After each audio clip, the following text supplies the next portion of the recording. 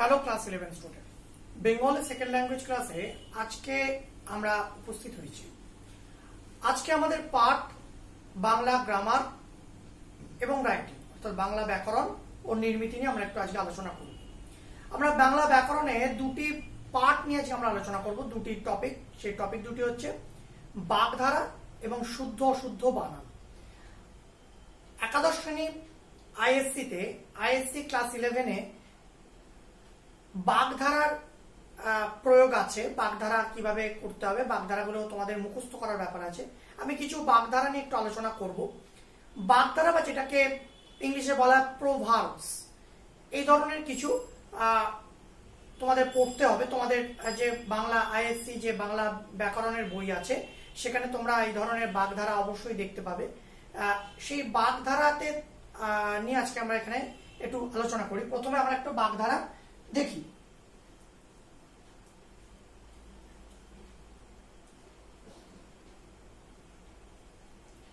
যেমন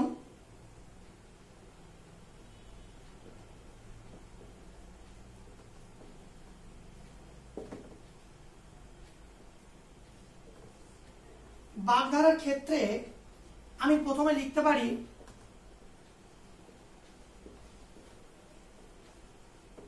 অন্ধের যষ্টি। অন্ধের যষ্টি এটা একটা বাগধারা। এই বাগধারা মানেটা আমাদের জানতে হবে, কারণ একাদশ শ্রেণীতে বাগধারা আইএসসি তে সাধারণত দেওয়া হয় শূন্যস্থান পূরণের মাধ্যমে।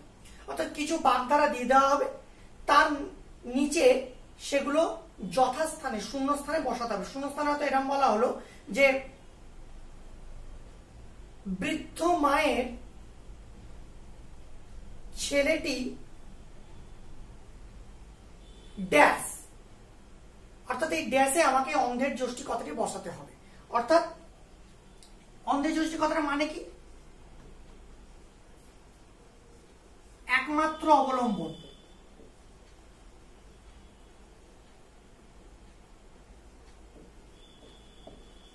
একমাত্র অবলম্বন অর্থাৎ অন্ধের যষ্টি কথাটি মানে হচ্ছে একমাত্র অবলম্বন। তাহলে আমাকে শূন্যস্থানে যখন বসাতে হচ্ছে তখন কি বসাতে হচ্ছে?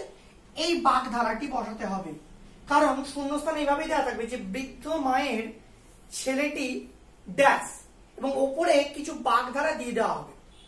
সেই অ্যাপ্রোপ্রিয়েট বাগধারা যেগুলো শূন্যস্থানে বসে সেগুলোকে তোমাদের বুঝে বসাতে হবে। এরপরে আমি আরেকটি দেখি, যেমন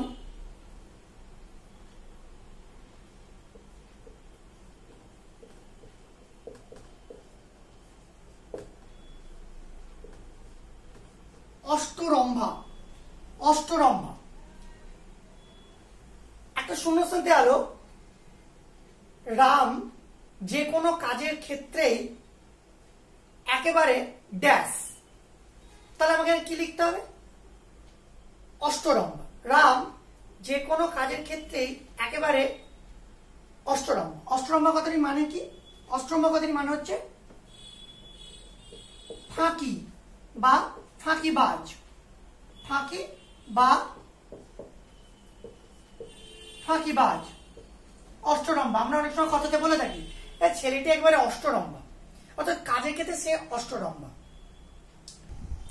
এরপরে আমরা আর একটা দেখে নেব, যেমন অর্ধচন্দ্র।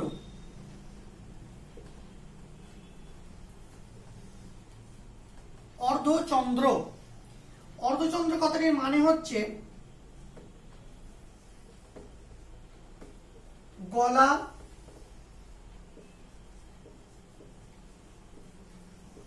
ধাক্কা দেওয়া।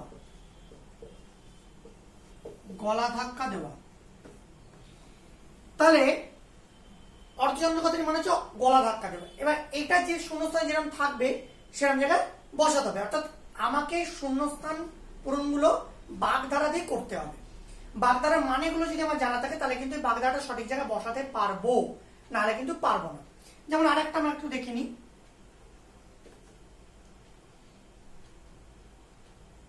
আষাঢ়ে গল্প।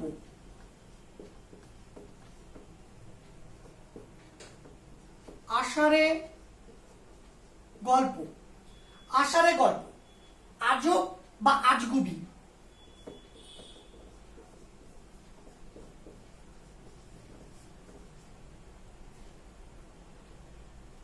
আজগুবি বা অবাস্তব লিখতে পারি, অবাস্তব, আজগুবি বা অবাস্তব। কিরকম? রামবাবু, বৃদ্ধ রামবাবু অনেকগুলি ছেলেকে বসিয়ে যে গল্পটি বললেন সেটি একটি ড্যাশ, আষাঢ়ে গল্প। সেখানে কিন্তু ভুলে আমাকে এই আজগুবি বা অবাস্তবটা লিখলে চলবে না, কারণ ওখানে আমার ওপরে দেওয়া থাকবে আষাঢ়ে গল্প, তাহলে সেখানে আষাঢ়ে লিখতে হবে, কারণ গল্পটি আজগুবি বা অবাস্তব। এইগুলো কিন্তু আমাদের একটু খেয়াল রাখতে হবে যখন আমরা শূন্য বাগধারা দিয়ে শূন্যস্থান পূরণ করতে দেবে আমাদের এক্সামে। আমরা আরেকটা একটু দেখে নিই।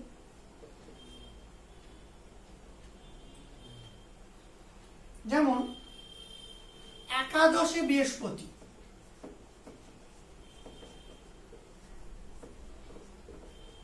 একাদশে বৃহস্পতি, একাদশে বৃহস্পতি মানে হচ্ছে খুব সুসময়, সুসময়।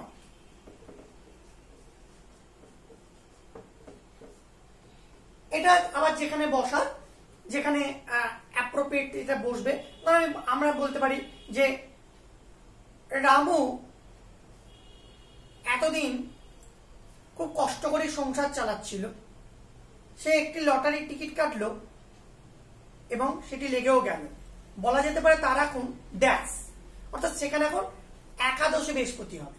এইভাবে আমাদের বাগধারাগুলো পড়তে হবে। এবং আমি তোমাদেরকে আবারও বলবো যে বাগধারাগুলি ভালো করে পড়তে হবে, মানেগুলো তার সাথে কিন্তু বুঝতে হবে, মানেগুলো কি বলা হচ্ছে।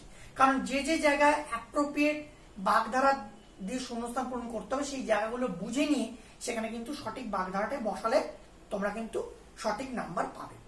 বাগধারা সাধারণত এই শূন্যস্থান পূরণের সাধারণত 5 নম্বর থাকে, সেই 5 নম্বরে বাগধারা থাকবে এবং 5টি শূন্যস্থানে যথার্থভাবে 5টি বাগধারা বসবে এবং বসলে পরে তোমরা কিন্তু সঠিক বাগধারা বসতে পারে সঠিক নাম্বারটিও তোমরা পেয়ে যাবে।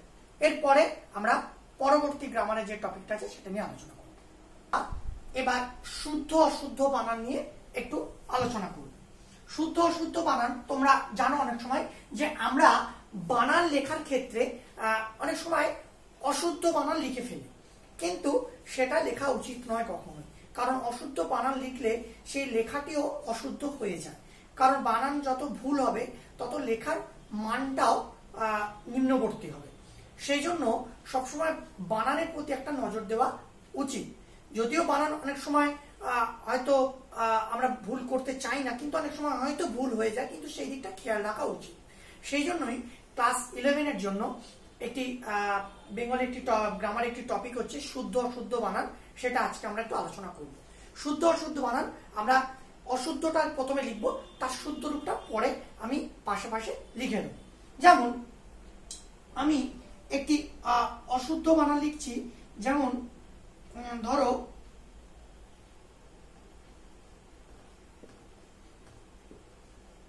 মনোহর, এটা প্রকৃতপক্ষে একটা অশুদ্ধ বানান। তাহলে শুদ্ধ বানানটা কি হবে? ম দন্তের নয়কা হ র, মনোহর। মনোহর কথাটা নয়, কথাটা মনোহর, মনোহর এইভাবে। এবার আমরা 2 নম্বর দেখব। যেমন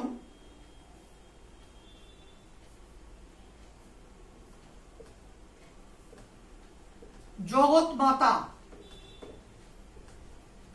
কথাটা অশুদ্ধ, শুদ্ধ বানান কি হবে?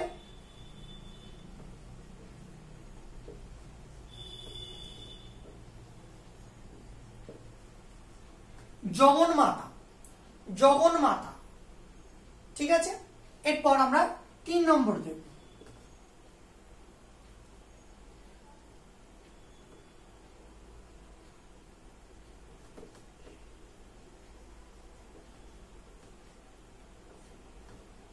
কিংবা, অ্যাকচুয়ালি কিংবা বলে কোনো কথা হয় না, আমরা উচ্চারণের সময় অনেক সময় বলি কিংবা, কিন্তু কথাটা অ্যাকচুয়ালি হচ্ছে কিংবা।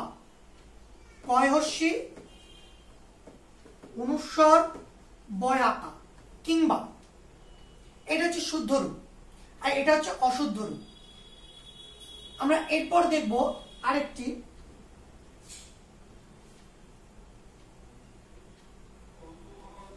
বৈশিষ্ট্য। আমরা দেখছি বৈশিষ্ট্য।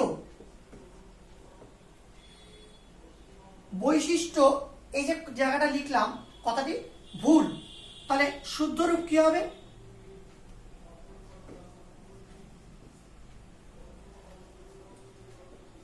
বৈশিষ্ট্য, অর্থাৎ বৈশিষ্ট্য কথাটা নয়, কথাটা বয় ঐকা তালবস্য আসি পেটকামা শয়টয় জফলা, বৈশিষ্ট্য। এরপর আমরা আরেকটা দেখে নেব,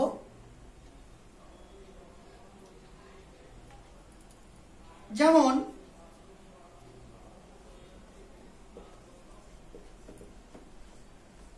অত্যন্ত, কথাটা অত্যন্ত না, কথাটা অত্যন্ত, তাহলে কি হবে? শুদ্ধ রূপ কি হবে?